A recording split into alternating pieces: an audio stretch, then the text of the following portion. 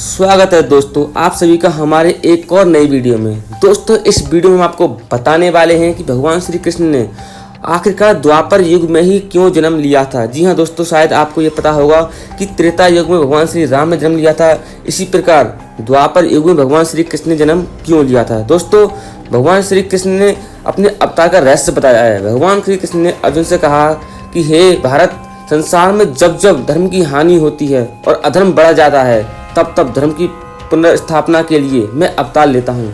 द्वापर युग में क्षत्रियों की शक्ति बहुत बढ़ गई थी, वह अपने बल के अहंकार में देवताओं को भी ललकारने लगे थे।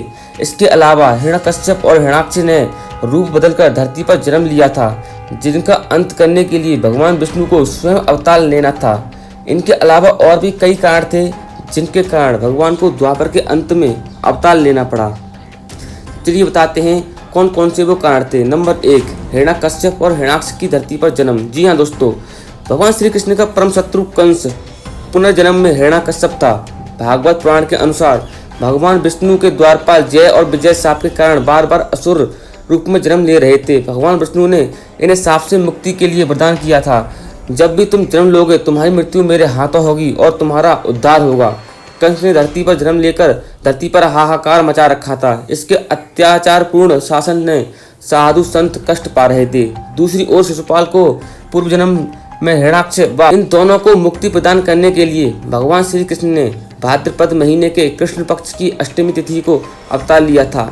इसके बाद नंबर 2 का रीजन है राधा का साप बना कृष्ण अवतार का कारण। जी हाँ दोस्तों, ब्रह्म वैवर्त पुराण में एक कथा की एक बार देवी राधा श्री कृष्ण से रूठकर गोलोक से चली गईं और अवसर का लाभ उठाकर राधा की सखी ब्रजा श्री कृष्ण के समीप आ गईं। इसी बीच राधा का गोलोक में आगमन हुआ और उन्होंने ब्रजा को श्री कृष्ण के समीप देखकर दोनों को भला बुरा कहने लगीं।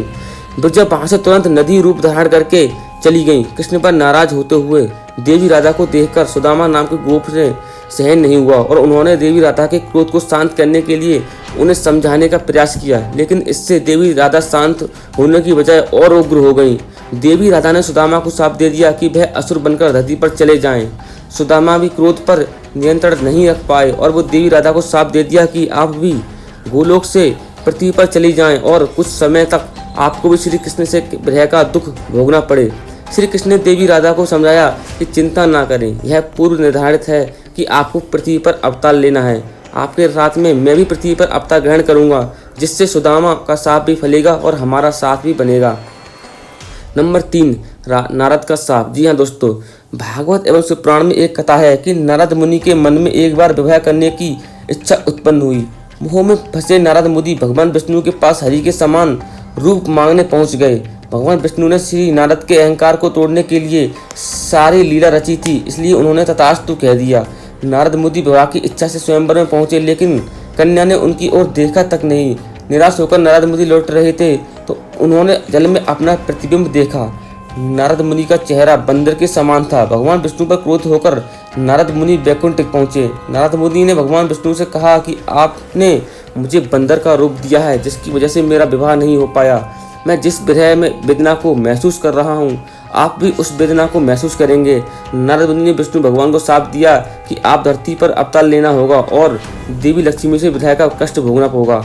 नारद मुनि के इसी शाप के कारण भगवान विष्णु को राम अवतार में देवी सीता का वियोग और कृष्ण अवतार में देवी राधा का वियोग सहना पड़ा था। जी हाँ दोस्तों, नंबर 4, श्री कृष्ण और राधा के प्रेम की कहानी परम धर्म से।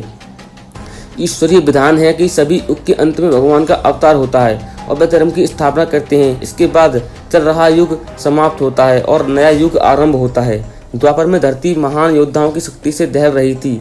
जनसंख्या का भार भी काफी हो गया था। अगर उस युग के योद्धाओं का अंत नहीं होता तो धरती पर शक्ति का असंतुलन हो जाता। शक्ति के संतुलन और नए युग के आरंभ के लिए श्री कृष्ण ने अवतार धारण किया। महाभारत का महायुद्ध शक्ति के संतुलन और धर्म की स्थापना के लिए किया गया था, जिसकी पटकथा स्वयं भगवान श्री कृष्ण ने लिखी थी।